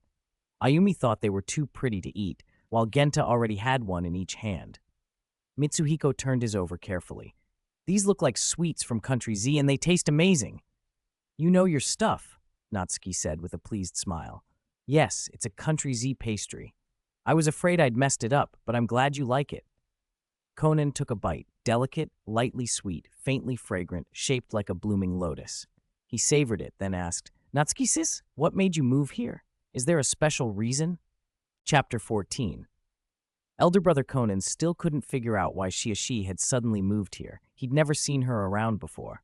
She'd arrived right after that incident, and she'd been at the amusement park that day too. He couldn't shake the worry that she might be connected to those men in black. With that in mind, he tried to probe gently. Big sis Shishi, why did you decide to move here? Did something happen? He asked. I'm looking for my big brother, she answered. Paimon piped up. Traveler, your brother came to this world too? Shishi rolled her eyes subtly. Of course not. That's just an excuse. She hadn't had a perfect explanation ready, so she borrowed the traveler's goal from Alajin as cover. It also justified why she'd become a detective. Big brother? Ayumi's eyes brightened. Did he go missing, big sis Shishi? Yes. Shishi lowered her gaze, avoiding Conan's scrutiny. Her voice was edged with worry. A few years ago, I had an accident and was in a coma for a while. When I woke up, my brother had already been missing for a long time. People say that after so long, he's probably dead, but someone kept paying my hospital bills the whole time, so I know he's alive. He just can't show himself for some reason. That was why she'd moved and why she'd become a detective. Someone told me they'd seen my brother in Baca, so I came here. Being a detective lets me gather clues. Big sis Shishi, I know you'll find him, Ayumi said, comforting her. She understood how hard it was to be separated from family. Ayumi had cried when she had to leave her grandma, but she always believed they'd meet again. Shishi must feel even worse. You'll be together again someday. Ayumi really could be a little angel, polite, kind, upbeat, always aware of others' feelings. Mitsuhiko and Genta nodded. Yeah, your brother will come back safe. Genta elbowed Conan. Right, Conan? Snapped back to the moment, Conan muttered, Ah, yeah. Still, something felt off. Regular money transfers to the hospital? That didn't sound like a straightforward kidnapping, more like the brother was hiding something. Mitsuhiko asked, Do you have a photo, big sis Shishi? Show us and the detective boys can help look. Ayumi nodded eagerly. We want to help. I don't have any pictures. Shishi sighed. After I was discharged, every photo of my brother vanished. No photo. Definitely suspicious, Conan thought. But we look alike. If you saw him, you'd recognize us at a glance. She gave a loose description of Aether from Alajin. Before long, the plate of lotus pastries was gone. Genta leaned back, rubbing his belly. Whoa, I'm stuffed. I could skip dinner. You ate way too much, Mitsuhiko told him, then thanked Shishi. Thanks for having us, big sis Shishi. As it grew late, the kids said their goodbyes and promised the detective boys would find her brother. Paimon scolded lightly. Lying to little kids. Traveler, doesn't your conscience hurt? Shishi tapped her chest, smiling faintly. Nope, not hurting. Her conscience was in short supply. Better to save it for worthier causes. It was only a white lie. I'll just save their lives a few extra times later. There'd be plenty of chances. That night, Shishi lay alone in bed. Big brother, huh? She murmured. If only I really had one. She rolled over and fell asleep. Late night, a bar. The place was a black organization safe house, but instead of the usual bustle, only a handful of patrons sat quietly, their eyes covertly fixed on the tall man at the counter. He wore a long black coat, silver hair falling to his waist. Even while drinking, he kept his hat on. Boss, who would have thought that arrogant new recruit would be so good? A burly man in black said to the silver-haired figure. He's already producing results. Jin gave a cold laugh. He had expected as much. He's a famous scholar from Country Y. If he were useless, the organization wouldn't have brought him in. At this rate, he'll earn a code name soon, Vodka marveled. Might be the fastest ever. Jin sipped his drink, non-committal. Impressive or not, the recruit was in R&D. A shame he couldn't be pulled into the operations team. Jin's own squad was full of dead weight. Thinking of capable people brought to mind the boss's news from yesterday. Vodka, Cointro's coming back. Huh? Vodka was surprised. I thought Cointro was running ops in Europe. Why the recall? He requested it himself, Jin said. Says he's looking for someone who doesn't exist. Cointro was always searching, but this time the details were scarce. No age, no face, nothing. Even gender was unclear.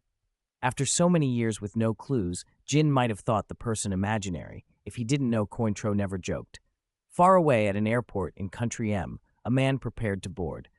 Blonde hair cut short at the front and tied long in a braid at the back fluttered in the wind. His clear, gentle eyes lifted to the sky, as if seeing something he'd always longed for. "Is that you? Have you finally appeared?" A few days later, they were on the Shinkansen.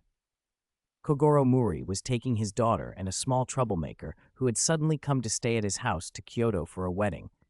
The children ran through the carriage, shouting, "Shinkansen! Shinkansen!"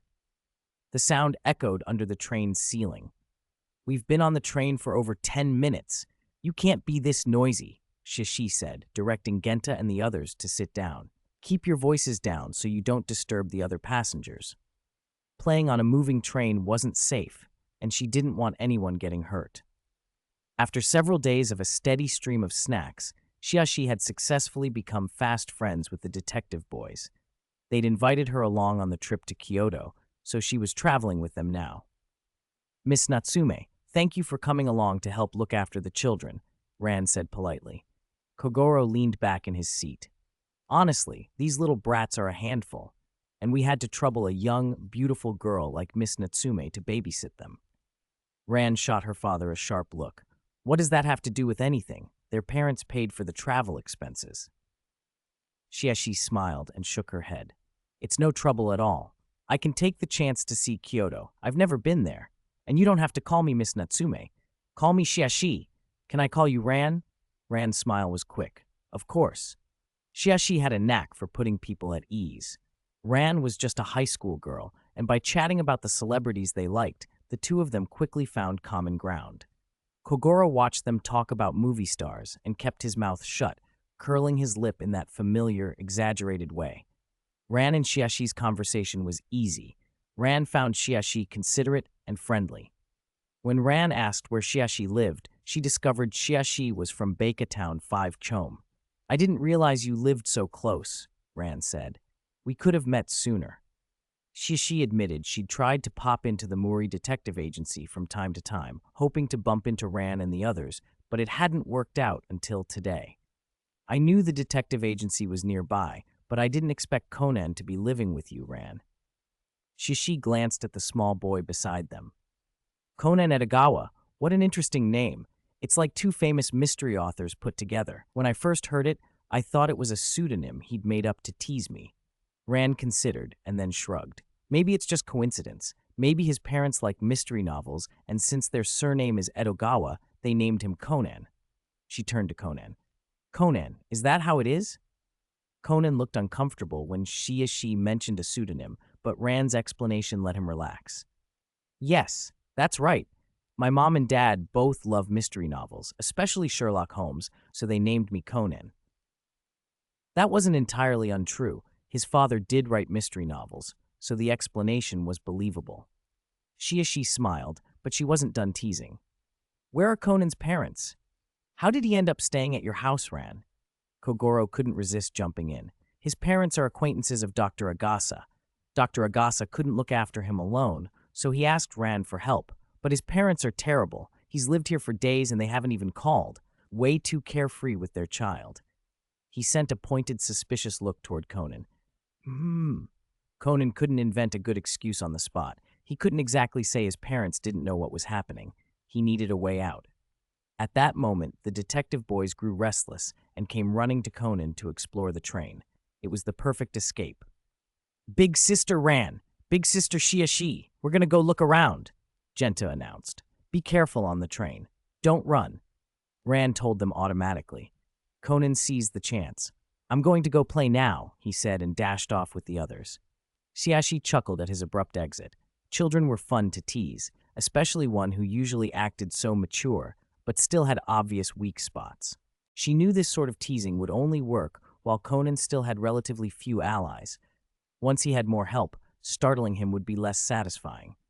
A voice piped up beside her, small and indignant. "Traveler, you did that on purpose just now, didn't you?" Paimon accused. "Paimon, how could you think that of me? Of course I didn't do it on purpose," she protested. Paimon seemed to feel guilty at first. "Traveler, I'm sorry, I did it intentionally." She finished without trying to hide her amusement.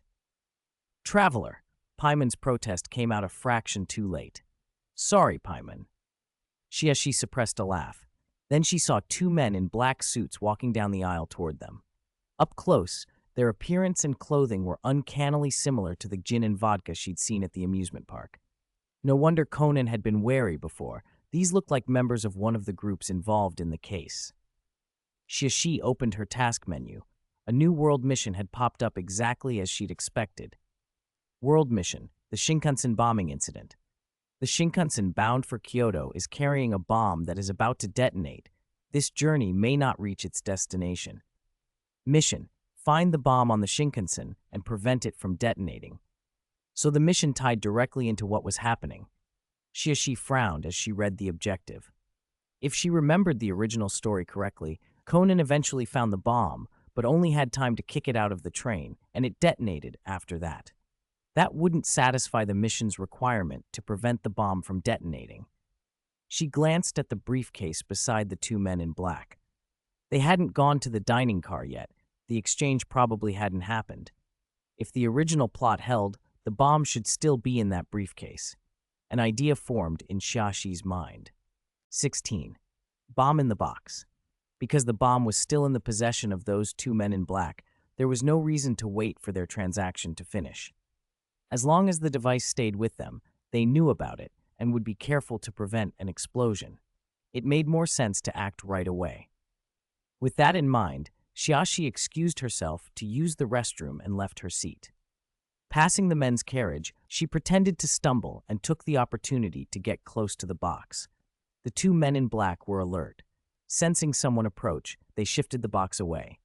Shishi recovered her balance and apologized loud enough to be heard. "Oh, I'm so sorry. I must have lost my footing and bumped your box. Is everything inside okay?" They didn't want complications before their deal. Irritated, one of them snapped, "It's fine. If you don't have anything else to say, move along." Seeing they had no intention of talking, Shiashi withdrew. Conan Edogawa, who had just returned, had been watching the whole time. When he saw her step up to the pair, his heart lurched. He still suspected those two had been involved in the incident at the amusement park that had left him shrunken. If they were the same people, they could be dangerous. He was relieved that the contact had been brief and that they probably hadn't noticed her. One day he would be Shinichi Kudo again, and they'd be caught. "Conan?" A voice called him. Shishi was standing in the doorway of the carriage, waving him over. Conan hurried to her, thinking she must have seen something during her brief encounter. "Shishi, do you need me for something?" he asked, trying to sound casual while his mind raced for clues. Shishi glanced back at the men in black. They weren't paying attention. She steered Conan away from the carriage and lowered her voice. "Conan, I need to tell you something. Don't be scared." She looked serious. "I think there's a bomb in that box." Conan's eyes widened. "How do you know?" "I have a pretty sharp sense of smell," she explained. "When I got close just now, I caught the faint scent of almond. Dinitrotoluene, one of the compounds used in some explosives, has a bitter almond smell. Plus, those two reacted the instant someone approached the box. They're very protective of it. That makes me suspect there's a bomb inside."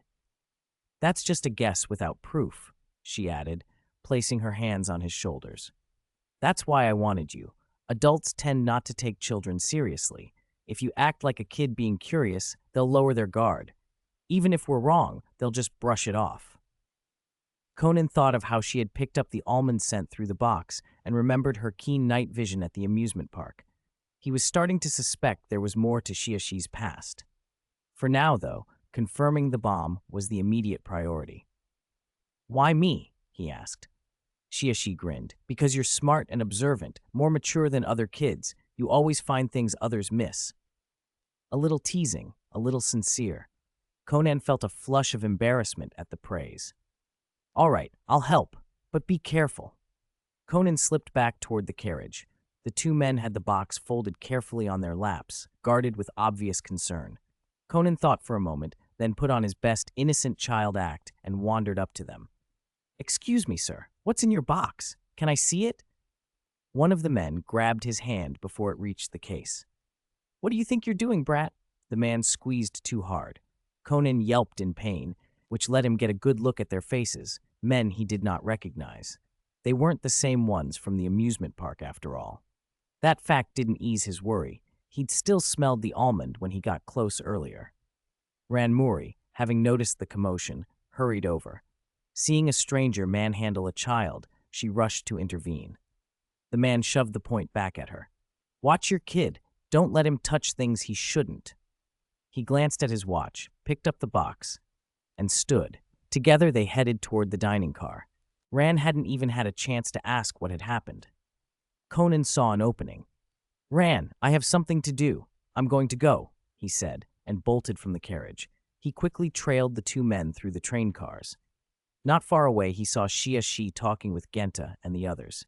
She caught sight of him following the men in black, and realizing he must have confirmed something, didn't hesitate. To prevent any delay that might lead to disaster, Xiaxi prepared to act. 17. Kyoto, which I can't reach. Conan Edogawa was just about to find Xiaxi to explain the results of his earlier probing and discuss their next move when he saw her stride straight toward the two men in black. As she passed them, she snatched the suitcase from their hands and hurled it backward. While their attention followed the flying case, she grabbed both men by the collars and slammed their heads together. They were out cold before they could react. At that moment, Genta managed to catch the suitcase just before it hit the floor. Conan watched, somewhat dumbfounded. The danger had clearly been neutralized, and it was good the bomb wouldn't explode, but the sequence of events felt off. Normally, they would have stopped the men, used reasoning to prove they had a bomb, broken whatever psychological shield they had, and then taken control. Skipping straight to the final step felt just too reckless. Passengers around them panicked at the sight of a girl who had apparently stolen a case and knocked out two men in public. Conan quickly stepped forward to explain and had someone summon the train attendants. Once people realized the two unconscious men were criminals and that Xiaxi hadn't intended to rob anyone, they calmed down a little, though some still kept their distance, wary and suspicious. Xiaxi took the suitcase from Genta. "Genta, thanks for catching it. Good job." Genta scratched his head. "Heh, of course. We are the detective boys, after all." Mitsuhiko peered over curiously. "Sister Xiaxi, what's in the suitcase? You told us to catch it carefully and not to shake it." "I'm not completely sure," Xiaxi said, "but it's very likely a bomb." Does that mean we just prevented an explosion?" Genta blurted. "Yes," Conan replied dryly. "You guys were impressive." When he remembered Xiaxi's throw, a fresh wave of fear surged through him. If Genta hadn't caught it, the entire train could have been killed. He looked at the four kids, who didn't seem fully aware of how close they'd come to disaster, and couldn't help himself. "Sister Xiaxi, what you did was very dangerous." His tone turned stern. "And Genta, Mitsuhiko, Ayumi, if you hadn't caught that suitcase, something terrible would have happened to all of us."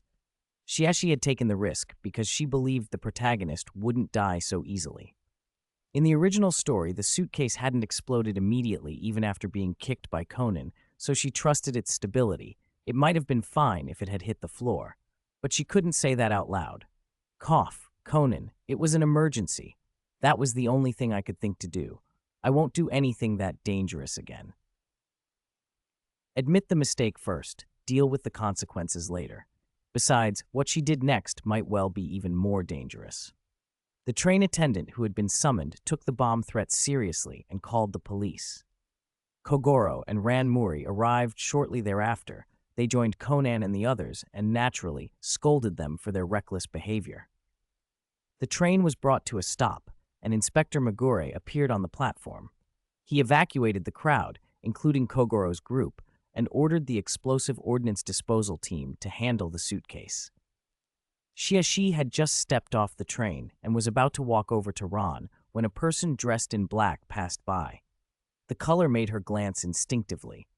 She briefly caught sight of a head of black curly hair moving away from the train, an image that jolted her.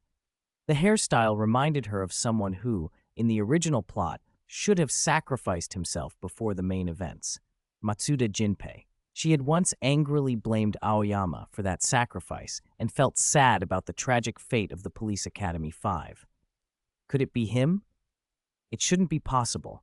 She'd come into this world after the plot began and shouldn't be able to change what had already happened, yet the sight was unnervingly familiar. Before she could pursue it, Ayumi and the others called to her. The train's unscheduled stop had flooded the platform with people, blocking her view. She tucked the thought away to investigate later. The man who'd been summoned by Megure also glanced back as he stepped onto the train. That girl had looked a lot like someone who had saved him a few years ago, but with the emergency unfolding, he didn't give it more thought. The bomb squad found high explosives in the suitcase and successfully defused the device. The two captured men in black led the police to others involved in the transaction. Although the situation was resolved without injury, the delay meant it was too late to reach Kyoto for the wedding. Everyone had to return the way they'd come. After finishing the police statements, Shiashi finally headed back to her apartment. "Traveler, you're back," a voice called from the kitchen.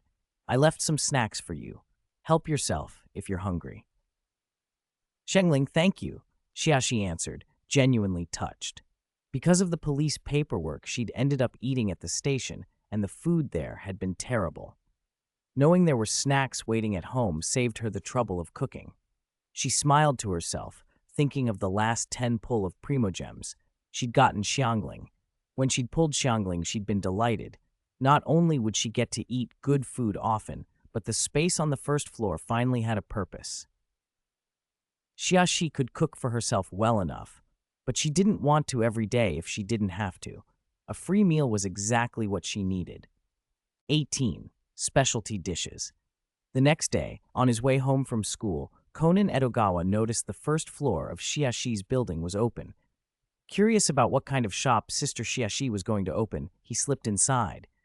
The sign hadn't been hung yet. Through the doorway, he could see 4 or 5 tables and a few crates of vegetables stacked near the entrance. It looked like a restaurant. Xiaxi was busy cleaning. Another girl was working there too, wearing a simple qipao, her hair cut short to her ears with 2 small braids tied at the back. She looked up and spotted a child in the doorway. She put down her work and hurried over. "Little brother, why did you come in? We're not open yet. If you want to eat, come back the day after tomorrow. I promise you'll be satisfied then." "I know Xiaxi," Conan said. "I saw the door open, so I came to have a look." He noticed calluses on the girl's hands. "Are you a chef?" "Yes, I cook all kinds of dishes. But how did you tell? Did Xiaxi—" She stopped, then smiled. "Did she tell you?" Conan smiled confidently. "No, I could tell from the calluses on your left hand. Cooks usually get calluses on the inside of the left thumb from gripping pots. And your calluses are exactly there. I guessed you might be a chef. I didn't expect to be right on the first try." He hesitated and added, "By the way, the calluses on your right hand look like they come from holding something long. Can you tell me what that is?" He drew a blank as to what else might make those marks. The girl held out both hands, puzzled at how he'd known. "It's a kitchen knife. I always hold a knife when I'm chopping, so I get calluses there." "Oh, so that's it." Conan still had a sliver of doubt, but couldn't think of another explanation. Xiaxi stepped forward and introduced them. "So you're that very clever elementary school boy I told you about." The cook reached out and patted Conan's head. "You really are that genius kid. Quite cute." Conan greeted her politely, letting her ruffle his hair until she was satisfied. As soon as she let go, he took a few steps back and asked Xiaxi, "Are you two opening a restaurant?" "Yes. Xiangling is a friend of mine and an excellent cook, especially with spicy dishes. Since she just arrived and didn't have a place to work, I thought she could use the empty first floor."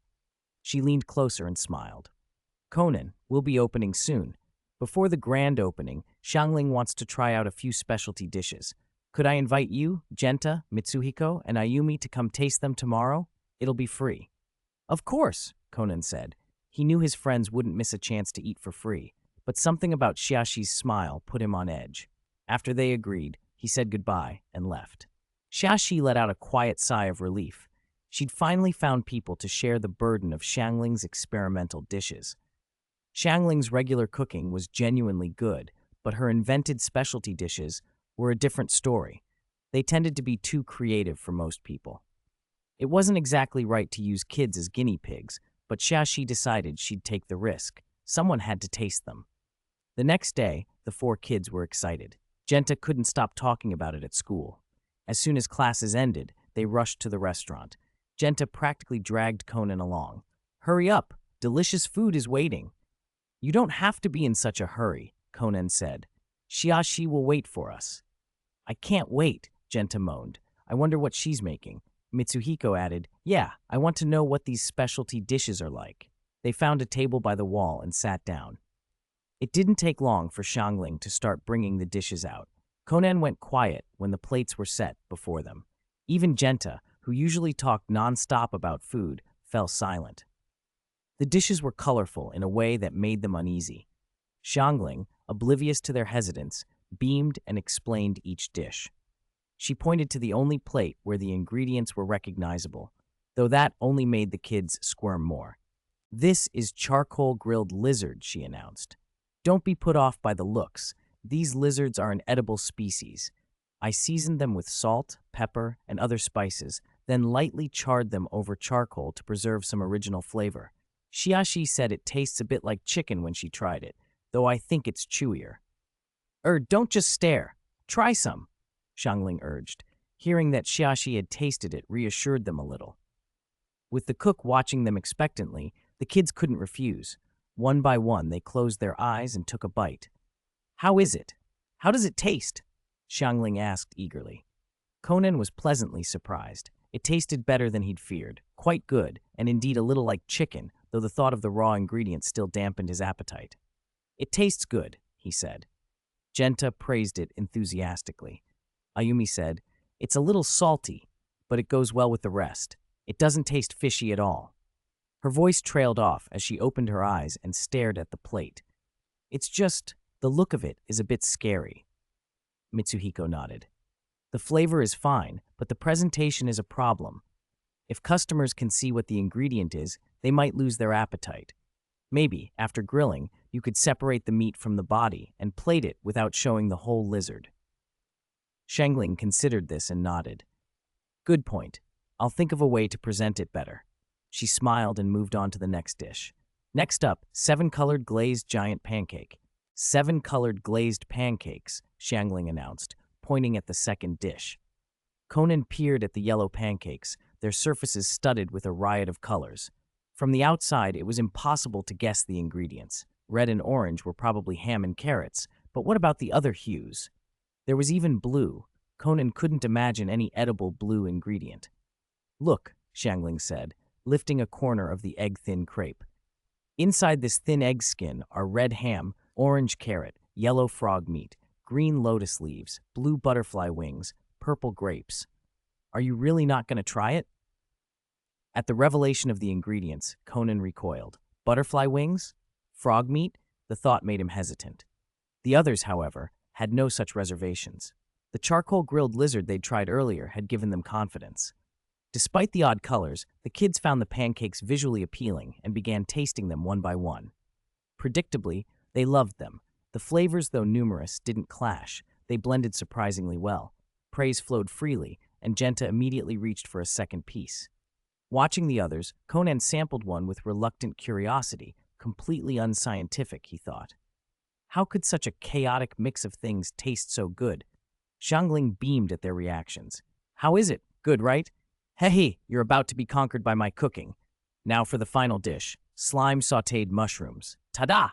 Conan stared at the translucent crystalline globules on the plate. They looked disturbingly like slimes. Wow, so cool. It looks exactly like a slime.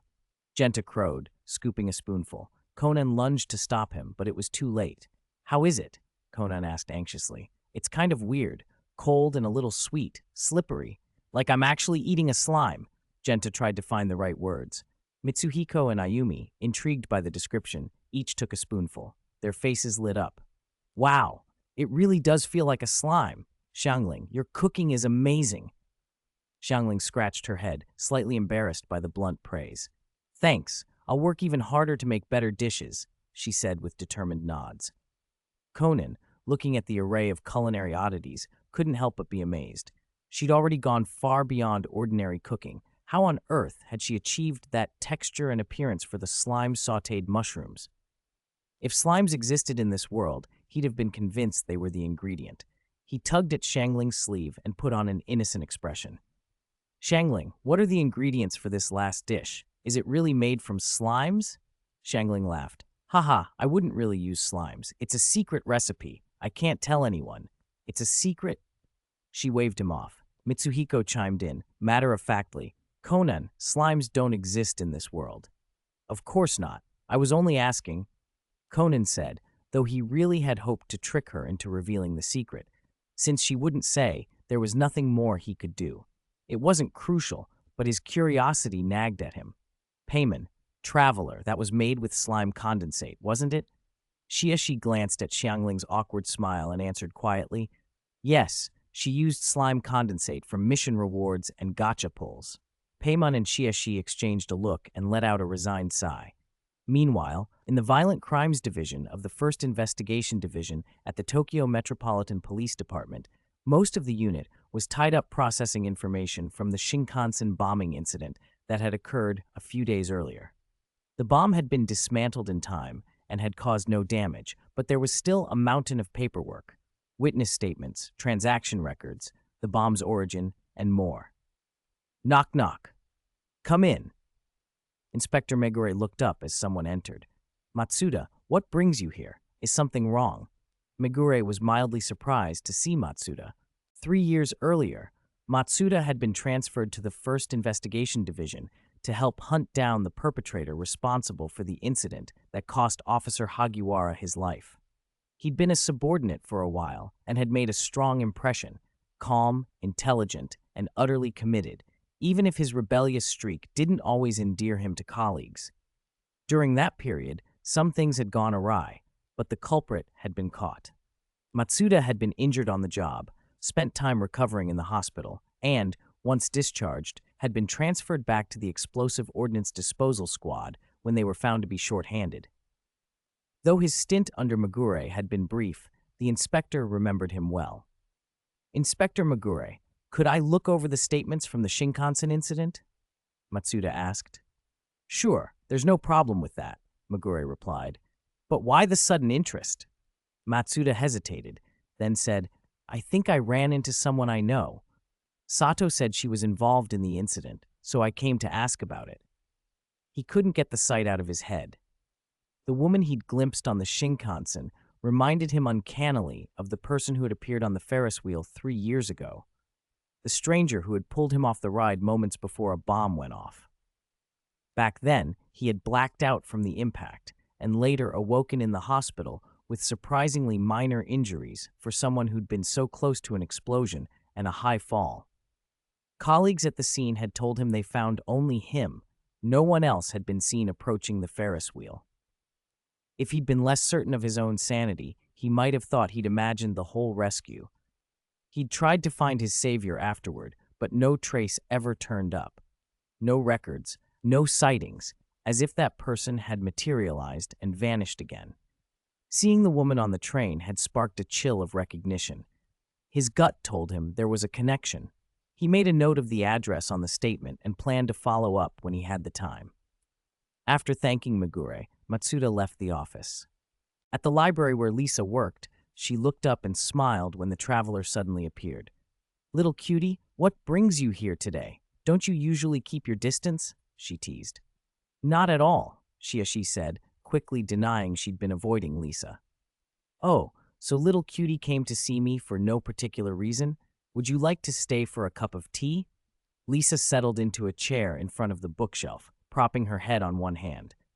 This weather's perfect for relaxing.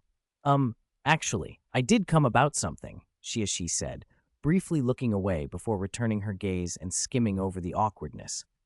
But that can wait. The main reason I came today was to ask if you found any drugs in the library, Lisa. Shishi remembered the rumors. The curator of Beika Library seemed to be involved in drug trafficking and might even have killed someone to cover it up. Conan Edogawa had exposed a lot of it in the original story, but there'd been no news of a missing staff member here lately. No obvious murder. That still left the possibility that drugs were being hidden in the library. Arrests required evidence, and without concrete proof, no one would believe an unsupported claim that the curator was smuggling drugs. Shishi had come to Lisa hoping the curator had recently stashed something on the premises so they could catch him red-handed. If they caught him, she could test whether the world mission would refresh, and maybe she wouldn't have to rely on Conan to trigger future world missions. Asking Lisa for help was just a bonus. Lisa's answer ruined that hope. "I'm afraid not, little cutie," she said with a little regret. "My area is mostly biomedical texts, which is pretty far from the children's section, so I don't go over there often. I've tried to check out that area a few times, but perhaps the curator has been keeping a low profile. I haven't seen anything suspicious. Bad timing, I'm afraid." Xiaxi sighed. Lisa laughed when she saw Xiaxi's worried face. "Are you that eager to finish a mission? Don't worry, I'll help you. No use fretting. The mission will come." "Ahem, I know," Xiaxi said, a little embarrassed. She'd let herself hope for a moment and felt the sting of disappointment. But Lisa was right. If the mission existed, there'd be a way to complete it. If nothing else, she could keep tabs on Conan and follow him to any world missions that popped up. The main quest hadn't shown up at all yet. Seeing Xiaxi pull herself together, Lisa changed the subject. "So, is there anything else you needed? I don't think you came all this way just to ask that one question. You could have messaged me." "I actually came to invite you to the art museum," Xiaxi said. She had heard a rumor near her home that the armor at the medieval art museum could walk on its own. It immediately clicked. That was the art museum murder case from the original story, and the culprit in that case was the museum curator.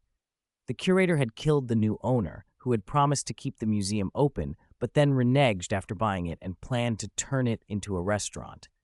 Xiaxi thought the owner didn't deserve to die. He hadn't broken any laws, only his promise, but he'd been arrogant, insulted the staff, and mocked the artwork in front of the curator, who loved art. In Xiaxi's view, the owner had practically invited trouble. "Oh, so the medieval art museum case?" Lisa said. She recognized it as one of Conan's more memorable early cases. "Yes," Xiaxi confirmed. "When I was chatting with Ron earlier, she said she was interested in that rumor and planned to go with her father and Conan. I'm sure the art museum case will happen today, so I need to go and leech off that world mission." "Wouldn't it be easier for you to go alone?" Lisa yawned and asked. "I was hoping to go home early and rest. It's a bit awkward to go to a museum alone. What if Conan thinks I bumped into them on purpose and gets suspicious?" Xiaxi said, not wanting to say she just didn't like wandering museums by herself. She'd thought about asking Xiangling, but Xiangling was busy with her shop. Alhaitham had said something about inconvenient identity issues Xiaxi didn't really understand. Lisa, on the other hand, had the time and a plausible reason to be there. Lisa seemed to read through her excuses and smiled. "All right then, I'll sacrifice my rest time to go with you. You must thank me properly." "I will. Thank you, Lisa. I'll treat you to a meal sometime," Xiaxi said. She was annoyed at herself for letting Lisa make a show of it, but she was glad not to be alone. Lisa leaned back and watched Xiaxi's happy expression. "Then I look forward to your thanks," she said. Before long, work was over. Xiaxi and Lisa arrived at the art museum a little after 4. The exhibits were appealing, and the layout, dividing works by category, was well done. Xiaxi wondered why the museum had been so quiet in the original story. Only lately, after the rumor of walking armor, had visitors started to come. "Xiaxi, Sister Xi."